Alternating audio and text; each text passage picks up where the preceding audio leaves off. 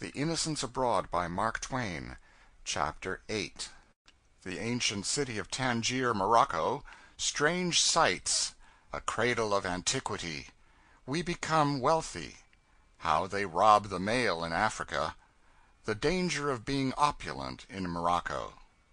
This is royal. Let those who went up through Spain make the best of it. These dominions of the Emperor of Morocco suit our little party well enough. We have had enough of Spain at Gibraltar for the present. Tangier is the spot we have been longing for all the time. Elsewhere we have found foreign-looking things and foreign-looking people, but always with things and people intermixed that we were familiar with before, and so the novelty of the situation lost a deal of its force. We wanted something thoroughly and uncompromisingly foreign from top to bottom, foreign from center to circumference, foreign inside and outside and all around, nothing anywhere about it to dilute its foreignness, nothing to remind us of any other people or any other land under the sun.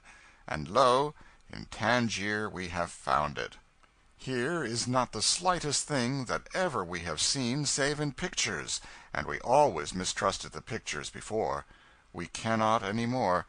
The pictures used to seem exaggerations. They seemed too weird and fanciful for reality. But, behold, they were not wild enough. They were not fanciful enough. They were not half the story. Tangier is a foreign land if ever there was one, and the true spirit of it can never be found in any book save the Arabian Nights.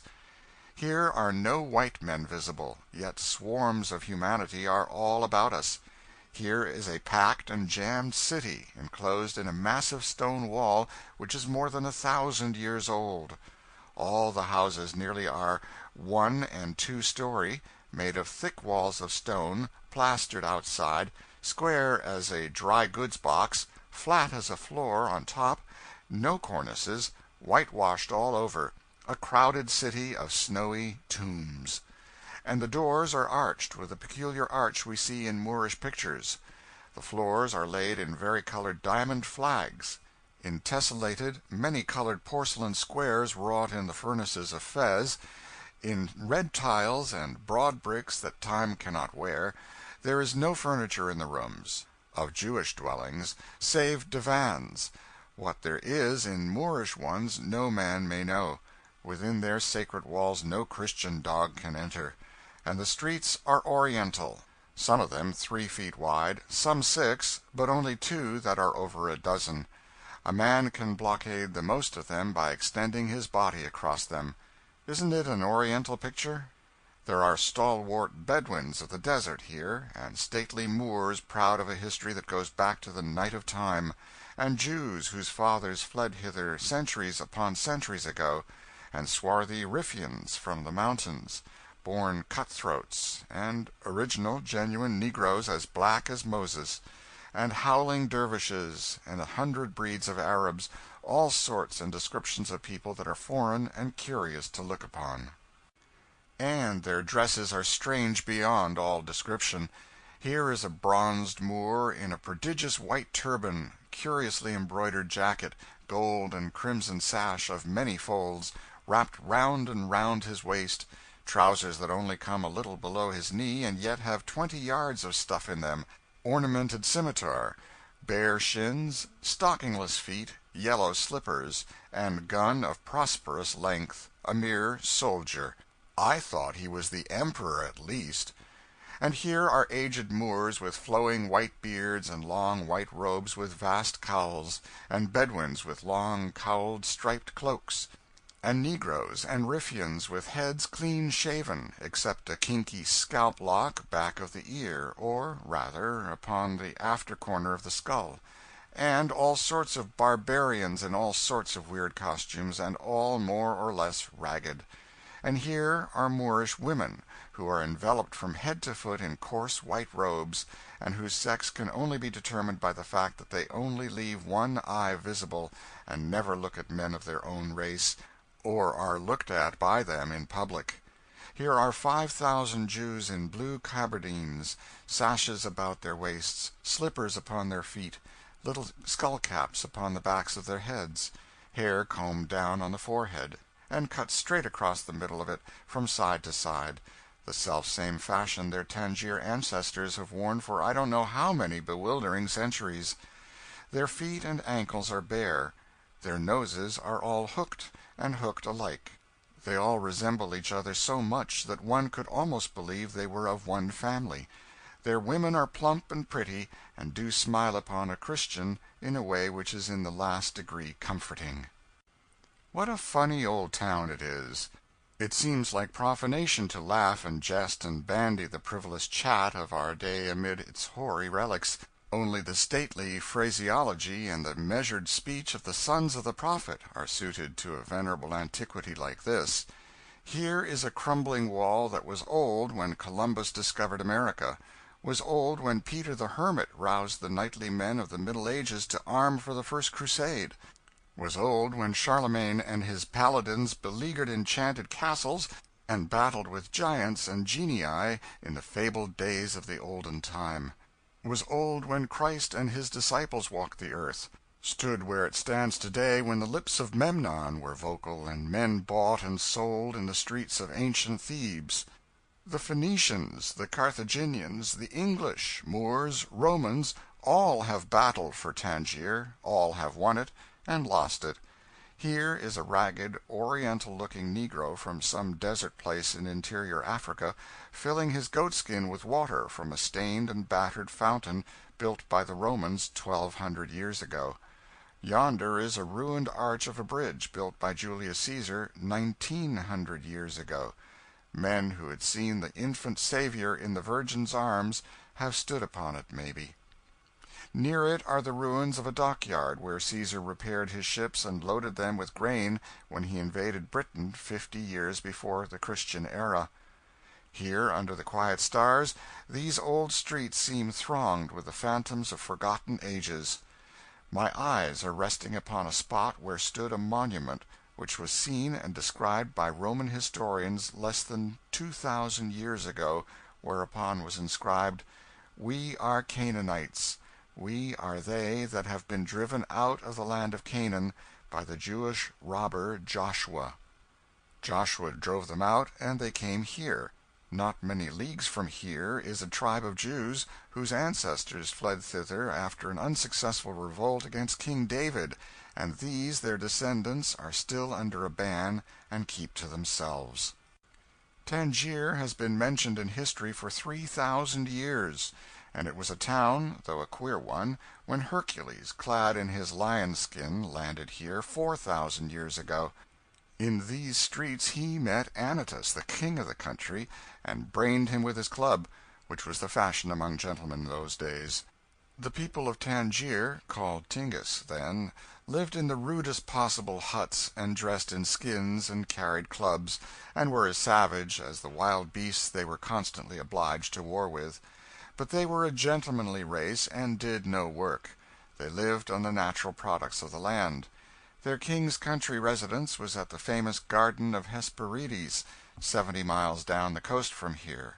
The garden, with its golden apples (oranges), is gone now, no vestige of it remains. Antiquarians concede that such a personage as Hercules did exist in ancient times, and agree that he was an enterprising and energetic man, but decline to believe him a good, bona fide god, because that would be unconstitutional. Down here at Cape Spartel is the celebrated cave of Hercules, where that hero took refuge when he was vanquished and driven out of the Tangier country. It is full of inscriptions in the dead languages, which fact makes me think Hercules could not have traveled much, else he would not have kept a journal. 5 days' journey from here, say 200 miles, are the ruins of an ancient city, of whose history there is neither record nor tradition, and yet its arches, its columns, and its statues proclaim it to have been built by an enlightened race. The general size of a store in Tangier is about that of an ordinary shower bath in a civilized land. The Mohammedan merchant, tinman, shoemaker, or vendor of trifles sits cross-legged on the floor and reaches after any article you may want to buy. You can rent a whole block of these pigeon-holes for $50 a month. The market people crowd the market-place with their baskets of figs, dates, melons, apricots, etc., and among them file trains of laden asses, not much larger, if any, than a Newfoundland dog. The scene is lively, is picturesque, and smells like a police court. The Jewish money-changers have their dens close at hand, and all day long are counting bronze coins and transferring them from one bushel basket to another. They don't coin much money nowadays, I think. I saw none but that was dated 400 or 500 years back, and was badly worn and battered. These coins are not very valuable. Jack went out to get a Napoleon changed, so as to have money suited to the general cheapness of things, and came back and said he had swamped the bank, and had bought 11 quarts of coins, and the head of the firm had gone on the street to negotiate for the balance of the change. I bought nearly half a pint of their money for $1 myself. I'm not proud on account of having so much money, though. I care nothing for wealth. The Moors have some small silver coins, and also some silver slugs worth $1 each. The latter are exceedingly scarce, so much so that when poor ragged Arabs see one they beg to be allowed to kiss it. They also have a small gold coin worth $2, and that reminds me of something. When Morocco is in a state of war, Arab couriers carry letters through the country and charge a liberal postage. Every now and then they fall into the hands of marauding bands and get robbed. Therefore, warned by experience, as soon as they have collected $2 worth of money, they exchange it for one of those little gold pieces, and when robbers come upon them, swallow it. The stratagem was good while it was unsuspected, but after that the marauders simply gave the sagacious United States mail an emenic and sat down to wait. The Emperor of Morocco is a soulless despot, and the great officers under him are despots on a smaller scale. There is no regular system of taxation, but when the Emperor or the Bashaw want money, they levy on some rich man, and he has to furnish the cash or go to prison. Therefore, few men in Morocco dare to be rich. It is too dangerous a luxury. Vanity occasionally leads a man to display wealth, but sooner or later the Emperor trumps up a charge against him, any sort of one will do, and confiscates his property. Of course, there are many rich men in the empire, but their money is buried, and they dress in rags and counterfeit poverty. Every now and then the Emperor imprisons a man who is suspected of the crime of being rich, and makes things so uncomfortable for him that he is forced to discover where he has hidden his money. Moors and Jews sometimes place themselves under the protection of the foreign consuls, and then they can flout their riches in the Emperor's face with impunity. End of Chapter 8. Chapter 9. A Pilgrim in Deadly Peril. How they mended the clock. Moorish punishments for crime. Marriage customs. Looking several ways for Sunday. Shrewd practice of Mohammedan pilgrims. Reverence for cats. Bliss of being a consul general. About the first adventure we had yesterday afternoon after landing here came near finishing that heedless Blucher. He had just mounted some mules and asses and started out under the guardianship of the stately, the princely, the magnificent Haji Muhammad Lamarti, may his tribe increase, when we came upon a fine Moorish mosque, with tall tower, rich with checker-work of many-colored porcelain, and every part and portion of the edifice adorned with the quaint architecture of the Alhambra, and Blucher started to ride into the open doorway.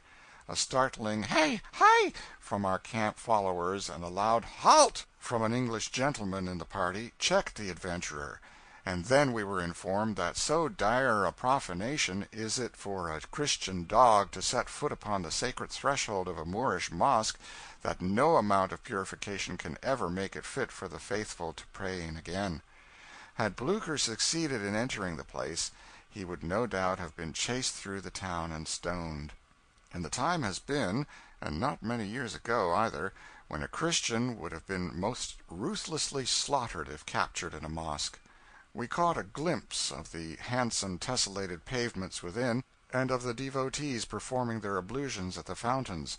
But even that we took that glimpse was a thing not relished by the Moorish bystanders.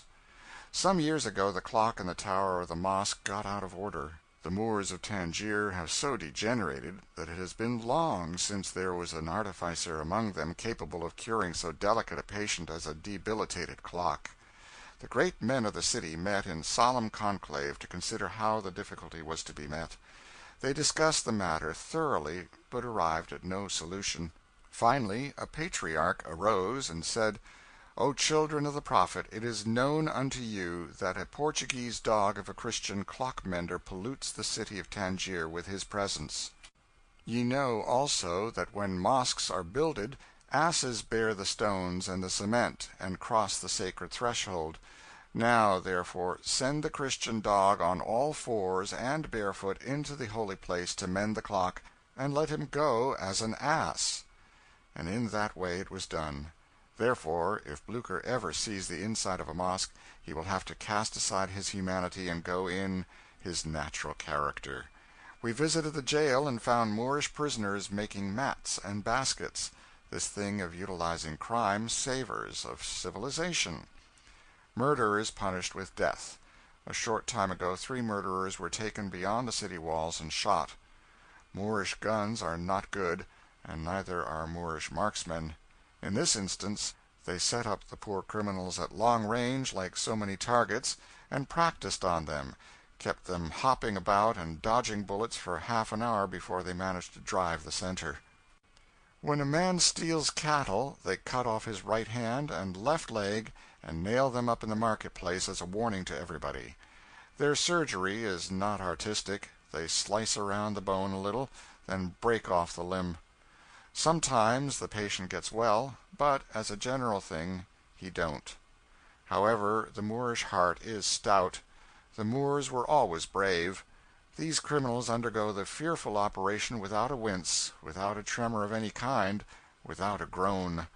No amount of suffering can bring down the pride of a Moor, or make him shame his dignity with a cry. Here marriage is contracted by the parents of the parties to it. There are no valentines, no stolen interviews, no riding out, no courting in dim parlors, no lovers' quarrels and reconciliations, no nothing that is proper to approaching matrimony.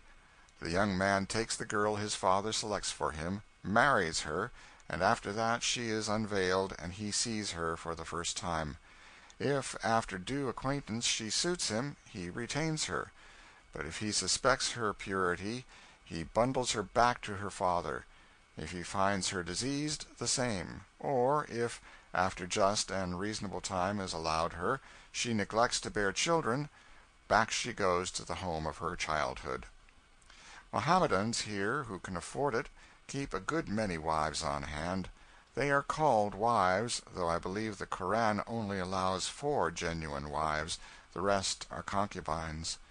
The Emperor of Morocco don't know how many wives he has, but thinks he has 500.